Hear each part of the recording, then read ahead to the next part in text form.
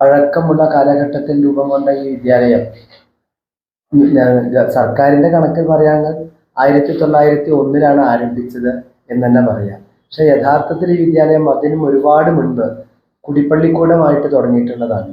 ഈ വിദ്യാലയത്തിന്റെ ഒരു പെരുമ പറഞ്ഞാൽ അന്ന് തന്നെ ഒരു നമ്പൂതിരി കുടുംബങ്ങളാണ് ഇത് തുടങ്ങിയതെങ്കിലും അന്ന് ഈ ഇത്രമാത്രം ജാതിപരമായ വിവേചനം ഉള്ള കാലത്തും അതൊന്നും പരിഗണിക്കാതെ നാനാജാതി മതസ്ഥരെ ഉയർന്നവനും താഴവനും എന്നൊന്നും നോക്കാതെ തന്നെ ഈ വിദ്യാലയത്തിൽ അഡ്മിഷൻ കൊടുത്ത് അന്ന് മുതലേ പഠിപ്പിച്ചു വന്നു എന്ന വലിയൊരു കാഴ്ചപ്പാട് കൂടി ഇതിൻ്റെ ഈ തയ്യാറാക്കിയ ആളുകൾക്കുണ്ടായിരുന്നു. ആ ഒരു മനോഭാവം നിലനിർത്തിക്കൊണ്ടാണ് ആ വിദ്യാലയം ഇപ്പോഴും വളരെ സജീവമായി മുന്നോട്ട് പോയിക്കൊണ്ടിരിക്കുന്നത്.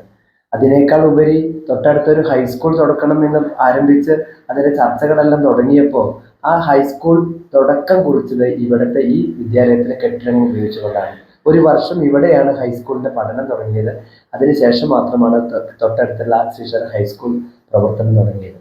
അങ്ങനെ പേരും പെരുമയും കൊണ്ട് തന്നെ വളരെ പ്രാധാന്യം അർഹിക്കുന്ന ഒരു സ്ഥാപനം 125 വർഷത്തിന്റെ ഇത് ഞങ്ങളുടെ ഒരു തുടക്കം പോലെയാണ്. ഒരു വർഷത്തോളം നീണ്ടു നിൽക്കുന്ന വിവിധങ്ങളായ പ്രോജക്റ്റ് പ്രവർത്തനങ്ങൾ ചെയ്തുകൊണ്ട് നാടിന് തന്നെ വളരെ കുളിർമയുള്ള ഒരു കാഴ്ചയാക്കിക്കൊണ്ട് നമ്മുടെ വിദ്യാലയത്തിലെ പ്രവർത്തനങ്ങൾ ഏറ്റെടുത്ത് നടത്താനാണ് ഇത്തവണ PTA-യും അധ്യാപകരും ഹെഡ് മാസ്റ്ററും അതുപോലെ തന്നെ സ്കൂൾ വെൽഫെയർ കമ്മിറ്റി കൂടി ആലോചിച്ചിട്ടുള്ളത്.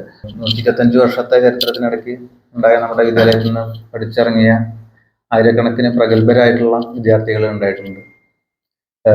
ആ ഒരു വിദ്യാർത്ഥികളെല്ലാവരെയും ഒത്തിണക്കിക്കൊണ്ട് ഒരു പൂർവ്വ വിദ്യാർത്ഥികളുടെ വലിയ ഒരു കൂട്ടായ്മ രൂപീകരിക്കാനാണ് ആദ്യമായിട്ട് ശ്രമിക്കുന്നത്. ഒരു ഡാറ്റ കളക്ഷൻ എന്നുള്ള രീതിയിൽ അതിന് ചെയ്യാനും.